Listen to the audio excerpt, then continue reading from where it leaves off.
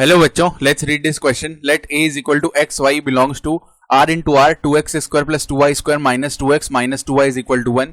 b is equal to x y belongs to r into r 4x square plus 4y square minus 16y plus 7 is equal to 0. And c is equal to x y belong to r into r x square plus y square minus 4x minus 2y plus 5 is less than और equal to r square. Then the minimum value of mod of r such that a union b is subset of c is equal to. तो यहाँ पे देखो हमें mod are की minimum value बतानी है. Start कर लेते हैं हम अपने की कॉन्सेप्ट से.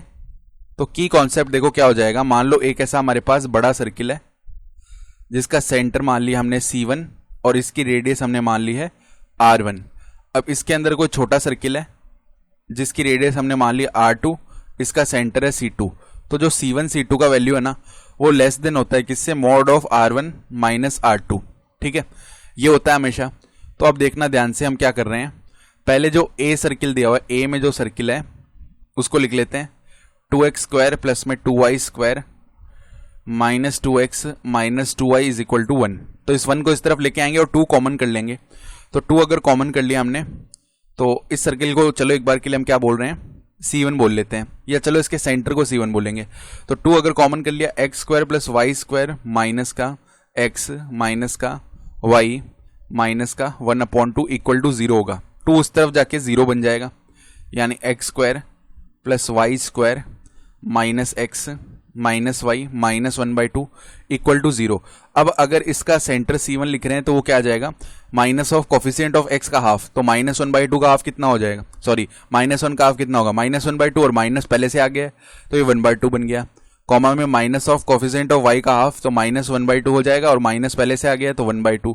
अब इसकी रेडियस लिखेंगे R1 तो वो क्या हो जाएगा, स्क्वायर रूट ऑफ 1/2 का स्क्वायर 1/4 प्लस 1/2 का स्क्वायर 1/4 और माइनस ऑफ यहाँ पे जो कांस्टेंट टर्म है माइनस 1/2 तो प्लस में 1/2. तो 1/2 प्लस 1/2 1 होगा, रूट ऑफ 1 1 हो जाएगा, यानी 1 यूनिट आ गई इसकी रेडियस.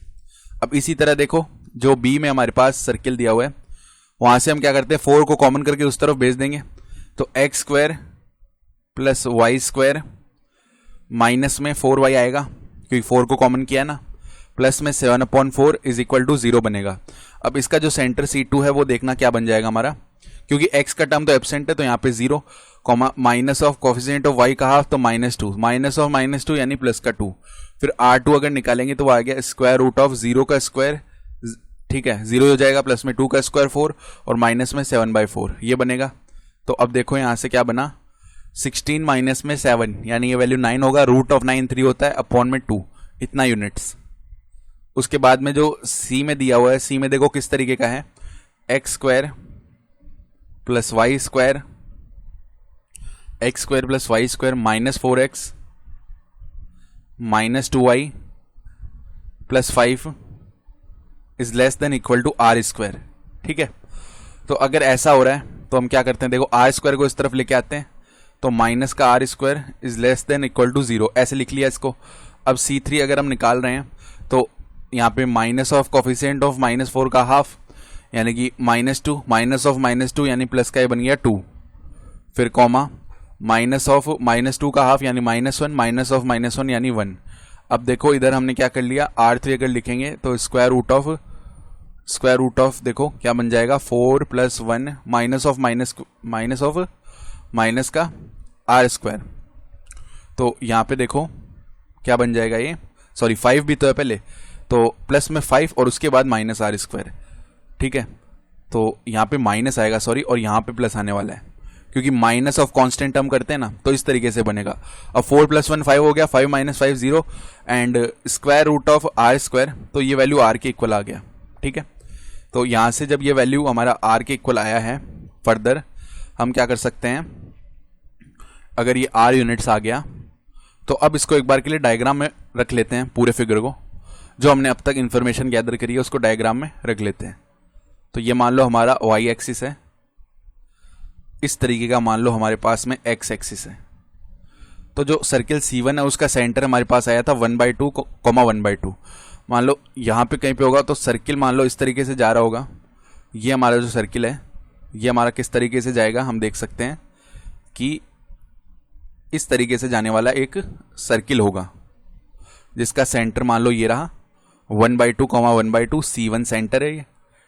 1/2 कॉमा 1/2 और उसकी रेडियस हम 1 यूनिट देख चुके थे, ठीक है। तो ये जो कंप्लीट इसकी रेडियस है वो 1 यूनिट होगी।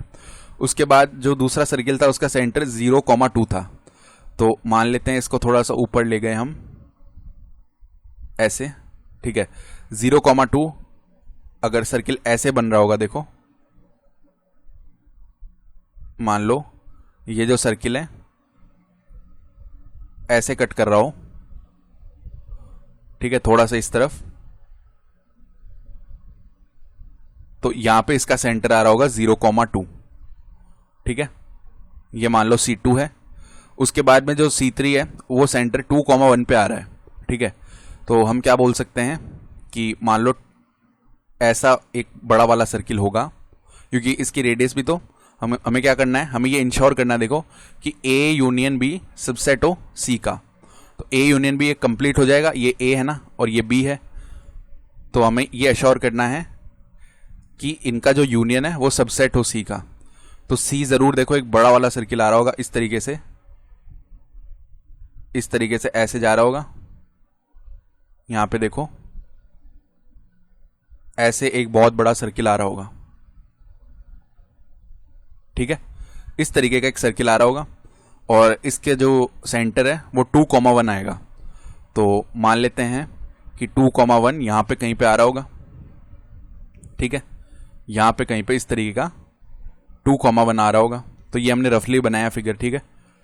तो अब देखो यहां पे जो हमने की कॉन्सेप्ट में लिखा था वही चीज करने वाले हैं हम। तो इस केस में क्या होगा कि जो C2 C3 है वो किससे लेस देन और यहां पे इक्वल टू वाला साइन भी आएगा, ठीक है। तो लेस देन और इक्वल टू किससे होगा, देखो C2 C3 is less than equal to radius of C3 जो कि R है माइनस में रेडियस ऑफ C2 जो कि 3/2 है। ऐसे लिख सकते हैं हम, ठीक है। अब इसको अगर ऐसे लिख दिया हमने तो देखो यहां पे क्या होगा, ऐसे लिखने पर पहले C2 C3 निकाल लेते हैं। C2 C3 क्या आएगा, square root of x1 minus x2 का होल स्क्वायर। तो यहां पे देखो 2 माइनस में 0 इसका होल स्क्वायर प्लस में 1 माइनस 2 इसका होल स्क्वायर। तो हमारे पास ये क्या बन जाएगा, स्क्वायर रूट ऑफ 4 प्लस 1 यानी स्क्वायर रूट ऑफ 5 बन गया। अब हम क्या देख रहे हैं कि square root of 5 less than और इक्वल टू है मॉड ऑफ r माइनस 3/2। हम जानते हैं, देखो जब भी हम ऐसे लिखते हैं कि mod of x is greater than और इक्वल टू 2, तो इसका जो सॉल्यूशन है वो कैसे लिखते हैं, x belong to minus infinite to minus 2, या चलो यहाँ पे केवल ओपन इंटरवल लगाते हैं तो यहाँ पे इक्वल हटा दिया, और यूनियन 2 से इनफाइनाइट, ये होता है ना इसका सॉल्यूशन, सही है। तो अब अगर इसका सॉल्यूशन लिख रहे हैं तो क्या होगा, r minus 3/2 belong to minus infinite to minus of √5 और यूनियन √5 टू इनफाइनाइट, ठीक है। अब यहां पे 3/2 ऐड कर देते हैं तो r belong to minus infinite, अगर 3/2 ऐड कर दिया तो देखो 3/2 माइनस का √5, ये हो जाएगा 3 माइनस 2√5 अपॉन में 2, ये हो गया। और यूनियन में यहां भी 3/2 ऐड कर दिया तो क्या आ जाएगा हमारे पास 3 प्लस 2√5 अपॉन में 2, और यहाँ पे क्या होगा, जब इनफाइनाइट में ऐड करेंगे तो इनफाइनाइट ही रहने वाला है, ये हो गया वैल्यू। अब ध्यान से देखो क्योंकि r एक तरीके की हमारे पास क्या है, हम क्या देख सकते हैं, मॉड r का मिनिमम वैल्यू बताना है। तो अब मॉड r की अगर हम बात करेंगे ना तो उसमें नेगेटिव वैल्यूज नहीं आएगी। तो हम क्या देख पा रहे हैं कि यहाँ पे ये जो वैल्यू है 3 माइनस 2√5, ये क्या हो गया हमारे पास, एक नेगेटिव वैल्यू होने वाली है। तो मॉड r में तो ऐसी वैल्यू आएगी नहीं, और अपॉन में 2 भी है, तो ये कुल मिला के एक नेगेटिव वैल्यू है। तो इस तरह की सारी वैल्यूज हट जाएंगी। तो मॉड r अगर हम देख रहे हैं तो वो बिलोंग करेगा कहां से कहां तक, यहाँ पे 3 प्लस 2√5 अपॉन 2 से इनफाइनाइट में। अब इसकी मिनिमम वैल्यू बतानी है तो यही होगी ना इसकी मिनिमम वैल्यू, तो 3 प्लस 2√5 अपॉन में 2 हो जाएगी, यानी कि ऑप्शन बी सही हो गया। I hope you understood this explanation. Best of luck.